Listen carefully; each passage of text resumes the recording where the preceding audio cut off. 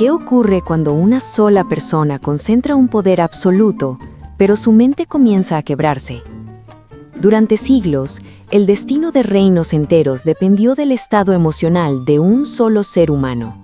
Un rey, una reina, una mente inestable. Algunos gobernaron mientras escuchaban voces. Otros creían que su cuerpo estaba hecho de cristal. Y hubo uno que en un ataque de ira mató a su propio hijo. Hoy te llevaré a conocer los casos más perturbadores de la historia. 8 monarcas, y el último te sorprenderá. La personalidad de este último inspiró una película.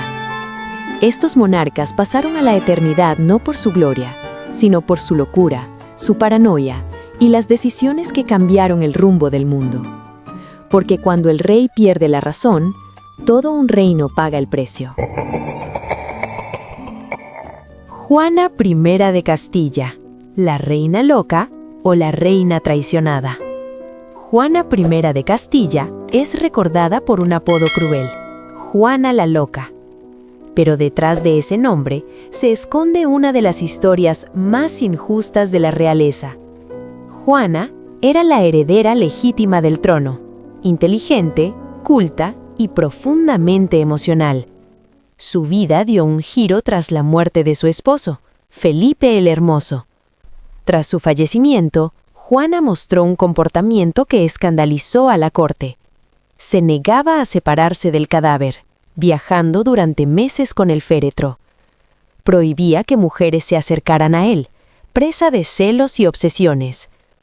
Lloraba durante horas, se aislaba y parecía hundida en una profunda depresión.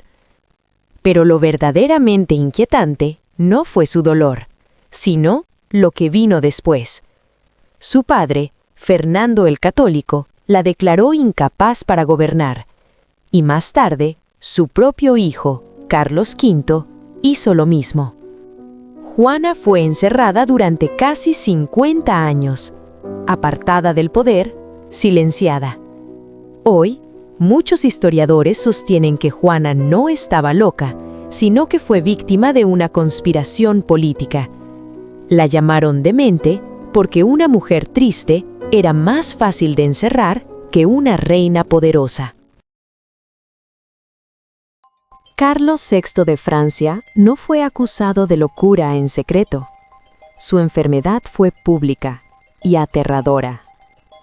En 1392, durante una expedición militar, el rey sufrió un colapso mental.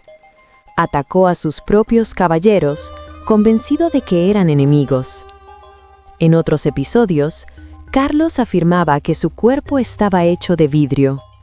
Se negaba a moverse por miedo a romperse.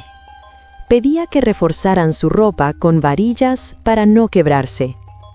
Durante sus crisis, no reconocía a su esposa, no recordaba su nombre, no podía gobernar. Francia quedó en manos de regentes y facciones rivales. El caos político se intensificó y el país se debilitó en plena guerra. Carlos VI pasó décadas entrando y saliendo de la locura. Un rey coronado, pero prisionero de su propia mente. Jorge III, el rey que perdió la razón, y un imperio. Jorge III gobernaba uno de los imperios más poderosos del mundo, pero mientras su reino crecía, su mente se deterioraba. Sufría episodios en los que hablaba sin parar durante horas. Tenía delirios, cambios bruscos de humor e insomnio extremo. En ocasiones, no podía detener su discurso. Perdía contacto con la realidad. Mostraba una energía desbordada seguida de colapsos emocionales. Durante estos periodos fue incapaz de gobernar. El poder pasó a manos de regentes. Mientras tanto, Gran Bretaña perdía sus colonias americanas. Hoy se cree que Jorge III padecía porfiria o un trastorno bipolar severo. El rey que dominaba medio mundo no podía dominar su propia mente. Iván IV de Rusia, el terror hecho rey. Iván IV, conocido como Iván el Terrible, gobernó con miedo, porque él mismo vivía dominado por el terror. Desde joven, mostró una personalidad violenta y paranoica. Veía traiciones en cada rincón del palacio. Mandó torturar y ejecutar a miles de personas, muchas veces sin pruebas. Creó una policía personal dedicada a sembrar el terror, convencido de que todos conspiraban contra él. Pero el episodio más brutal ocurrió dentro de su propia familia. En un ataque de ira, Iván golpeó a su hijo heredero. El golpe fue mortal. Al darse cuenta de lo ocurrido, el zar cayó en una crisis devastadora.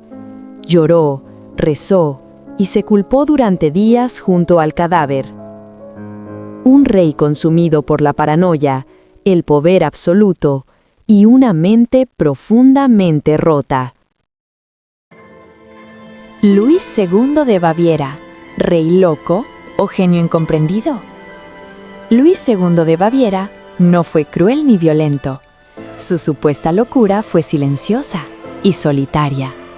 Vivía aislado, obsesionado con el arte, la música de Wagner y con castillos de fantasía sacados de un cuento. Construyó palacios imposibles como Neuschwanstein, gastando fortunas y evitando la vida política. Neuschwanstein es considerado por muchos como uno de los castillos más fascinantes y famosos del mundo.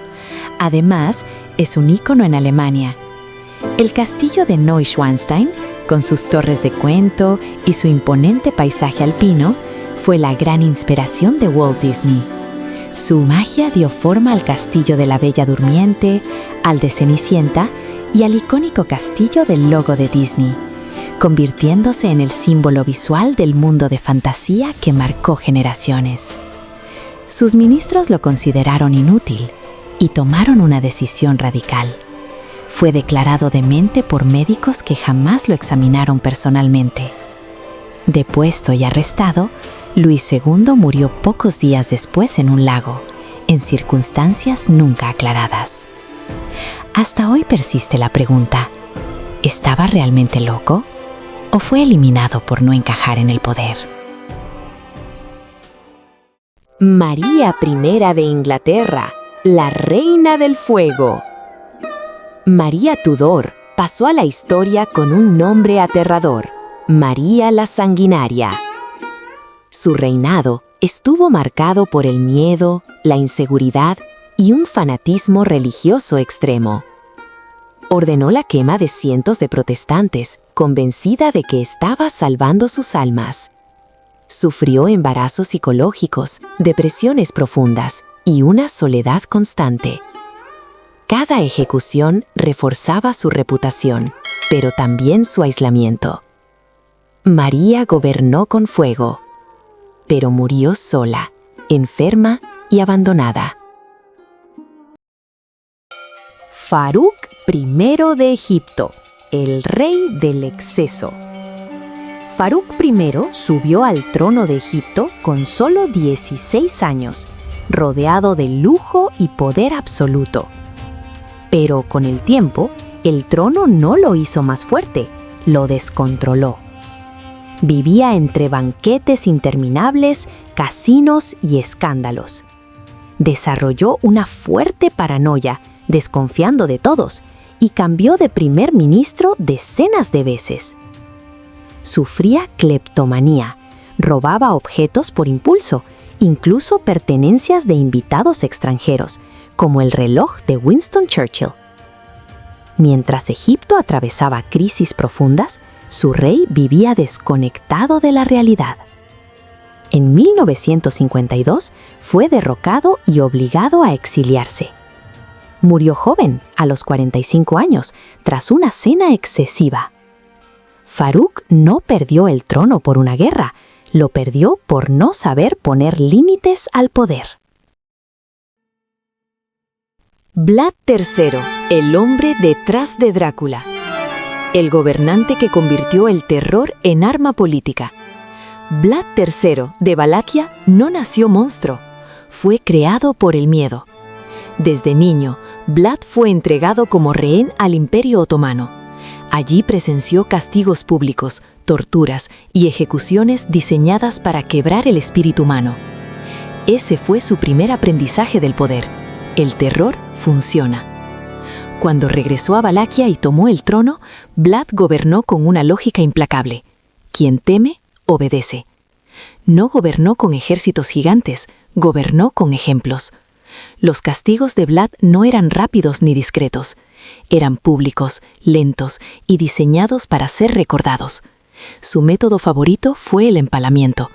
Una ejecución lenta, brutal, que convertía el cuerpo humano en un mensaje político. Cientos, luego miles, de cuerpos alineados en estacas rodeaban ciudades enteras. Crónicas de la época describen campos completos convertidos en bosques de muerte. Soldados enemigos huían antes de entrar en batalla. El miedo hacía el trabajo por él. Vlad no distinguía entre enemigos externos y súbditos internos. Castigó a ladrones, nobles corruptos y traidores con la misma crueldad. En una ocasión, invitó a nobles rebeldes a un banquete y ordenó empalarlos al final de la cena. Pero lo más perturbador no fue solo la violencia, sino la normalidad con la que convivía con ella. Relatos aseguran que Vlad comía tranquilamente mientras observaba a las víctimas morir. Para él no era sadismo gratuito, era control absoluto. Este comportamiento llevó a que sus enemigos lo retrataran como un demonio. Panfletos alemanes lo describían bebiendo sangre y disfrutando del sufrimiento. La propaganda convirtió al hombre en monstruo. Siglos después, ese retrato inspiraría a Bram Stoker para crear al Conde Drácula. Pero la realidad es más compleja. Vlad gobernó un territorio pequeño, atrapado entre imperios gigantes. Su brutalidad fue, en parte, una estrategia desesperada de supervivencia. Un mensaje claro para enemigos mucho más poderosos. ¿Estaba loco? Algunos historiadores creen que Vlad sufría un profundo trauma psicológico derivado de su infancia como rehén y de una vida rodeada de violencia. Otros sostienen que fue un gobernante frío, racional y extremadamente consciente del uso del terror como arma política. Lo cierto es que Vlad III entendió algo antes que nadie. El miedo puede ser más poderoso que un ejército. No necesitó castillos encantados ni colmillos afilados para convertirse en leyenda. Le bastó con gobernar sin compasión y convertir la muerte en espectáculo. La historia deja una lección inquietante. El poder absoluto, el aislamiento, la presión constante y la ausencia de límites pueden quebrar cualquier mente. Algunos reyes fueron crueles, otros enfermos y algunos silenciados. Pero todos se mostraron una verdad incuestionable. Cuando el rey pierde la razón, no solo cae una corona, tiembla todo un reino. Si has llegado hasta el final, me da gusto. Coméntame qué tal te ha parecido el video y te invito a que me apoyes suscribiéndote y regalándome un like para que me ayude a que el video crezca. Nos vemos luego. Besos y abrazos.